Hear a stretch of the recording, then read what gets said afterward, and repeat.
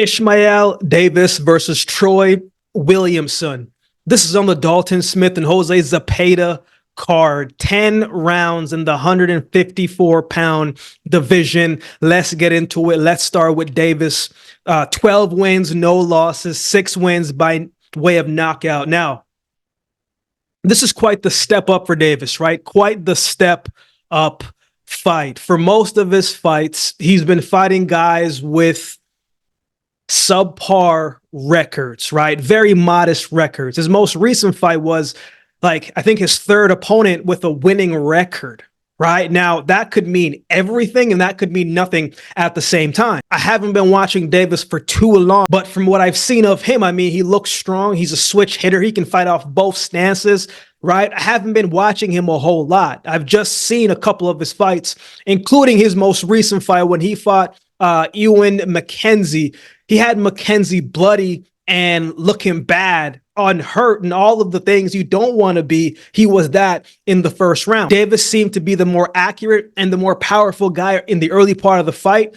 It was Davis's second 10-round fight, I believe. Now, when Davis fought McKenzie, I noticed that whenever McKenzie stayed in the pocket, like, that's when Davis would get the edge, right? Because he's strong, and unless you're an imposing figure and have some power in your shots, you're not going to be able to back him up. So he would be standing there, you know, slipping in, looping in body shots and subtle uppercuts, and he was just the more physical fighter, more physical presence. But whenever McKenzie was fighting on the outside and focusing more on boxing and not being too physical and brawling type of style, man, he was able to have success with his jab and looping shots in. In the 5th round of that fight, Davis had McKenzie on the ropes and he was unloading with, like, every shot that he had inside of his repertoire, right? And I was waiting for him to kind of land that big shot that would drop McKenzie, but it never really came, right? McKenzie was just there kind of staying on the ropes, trying to fight back, and some shots that Davis was getting through, others weren't. But you could really start to see that, man, if you let Davis impose his will on you and his physical strength on you, it's not going to work out in your favor. You're not going to just be able to push him off you or back him up. If you're a stagnant fighter, it's going to be kind of tough to beat him. But after a while, McKenzie got off the ropes, turned Davis around, and he was the one unloading shots on him. So it was a fight that was filled with a lot of action. And if you don't watch, like, if you didn't watch if you didn't watch the fight, man, and you just saw the post-fight interviews and stuff, like, McKenzie looked like he got beat up. He looked rough. He got beat down. His blood was gushing down. That never looks good.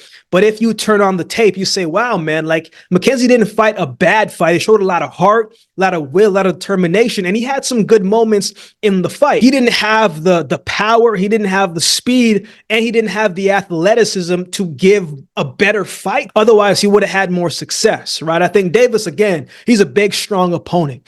And if you can't be more physical than him, his physicality is going to weigh down on you. And that's exactly what happened against McKenzie, you know? So this is going to be very interesting, man. Davis is coming in, obviously, with a lot of confidence. He stopped his last 4 opponents by way of knockout, some type of stopper. So, you know, he's feeling good, trusting in his power, trusting in his strength. I don't think he's a one-shot knockout type of guy. I think he's a break you down and accumulation from round to round type of guy. But again, this is going to be a tough fight for him. It's going to show us a little more about Davis, because to me right now, like, I can see the potential, I can see the physical attributes and strength, but, you know, it's hard to see how good someone is based on the opponents that they faced and haven't faced. And his opponents so far, with the exception of a couple, have been subpar. So we'll see how he actually is on the night, if he can rise to the occasion on the night. Let's talk about his opponent, Troy Williamson. 20 wins, 2 losses, 1 draw, and 14 wins by way of knockout. Williamson is coming in with the more experienced fighter. He's been in the ring with opponents such as Ted Cheeseman, Kieran Smith, Josh Kelly, for names that people might know. I remember when he fought Josh Kelly, you know, it's not that Williamson didn't come in with the right game plan or didn't come in with a good strategy to beat Kelly. Kelly was just faster. Like, the speed difference was one of the things that worked in Kelly's favor. Kelly's a solid boxer, man. He's got good speed. good hand speed, good counter puncher, good technical fighter. He's just a good, solid opponent all in all. And he's a mover. Like, you're going to have to be able to cut off the ring to really catch Kelly. You're not just going to be able to walk at him and not get something thrown back your way, right? I thought Williams kept the pressure and kept coming forward. But again, the speed and the IQ and the adjustments of Kelly, it just made it seem like he was a step behind all night. But again, Ishmael Davis and Kelly are two different fighters. Davis isn't going to be moving that quickly or that consistently, in my opinion. In his most recent fight, he fought Ajarko. I didn't know much about Ajarko, but just watching a couple rounds, you can see his movement. You can see he's explosive. You can see he's athletic, and you can see that he can brawl a little bit, but he's more of a natural boxer. He's got really good feet, really good movement, very tactic oriented. You could see he also respected the power of Williamson, and he knew he couldn't just charge in with his chin high and not get touched up. Williamson was pressuring early, pushing the pace, fighting on the front foot, trying to close the gap, right? Trying to find the right shot, trying to use his experience in order to figure out the younger Ajarko. Ajarko showed us a couple things in this fight, man. One, how he's not one-dimensional, how he can beat you in two ways. He can come on the front foot and push the pace. He's got good pop, good power, good speed, or he can step on the back foot and he can outbox you. And it was because he was multidimensional that I thought that he had so much success against Troy Williamson. Now, in the championship round, in a 10-round fight, championship rounds are 7-10, right? I thought Williamson was coming on very strong from rounds 8 and 9. And it seemed like momentum was starting to slowly creep back into Williamson's favor. Williamson had a cut on his eye as well, too.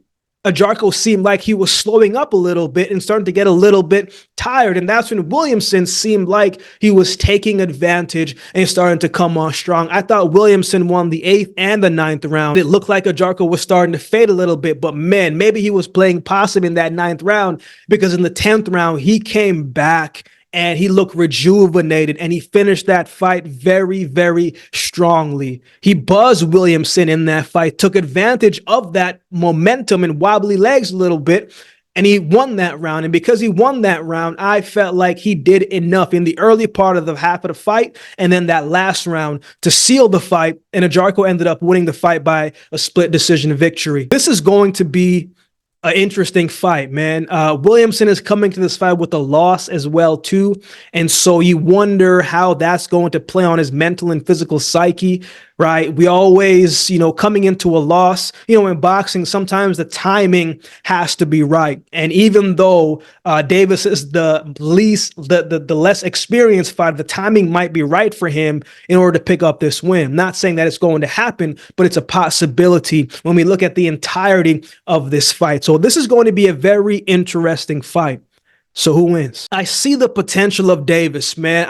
I see his strengths, but I'm still not sure how good that he is, right? Again, as I said, it's hard to see how good someone is if they haven't really fought anyone. He could be much better than that, or he might not be.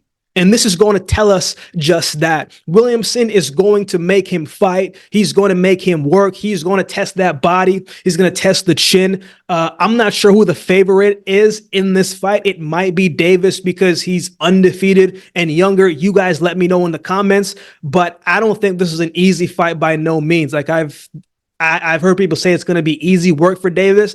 I don't think that it's going to be that. I think it's going to be a challenge, and I think it's going to be very, very interesting. Right now, honestly, I'm leaning towards Troy Williamson to win this fight by decision. They probably brought Williamson to come in as a test, and they expect Davis to win, right? But in boxing, as we know, anything can happen. But again, I'm leaning towards Williamson to win this fight by decision. I think he still has a few more good fights left in him. And if Davis is who he thinks that he is, he's going to show on the night that he is much better than what his resume has shown and is showing. So we'll see how it goes, man. But right now, I'm leaning Troy Williamson to win by decision. What are your thoughts on this fight? Who do you have in this one? Let me know in the comment section below. If you'd like to support the channel, there's a couple ways that you can do so. You can like, comment, share, and subscribe to the channel. If you'd like to support by way of donation, you can find options in the description below. Also, my Cash App handle will be on screen as well. Any amount goes towards the growth of this channel. It will be greatly, greatly appreciated. Shout out to everybody that continues to like, comment, share, and subscribe to the channel. I appreciate each of you. So with all that being said, if you've been watching the video, this time do me a favor and subscribe to the channel, and we'll definitely see you next time.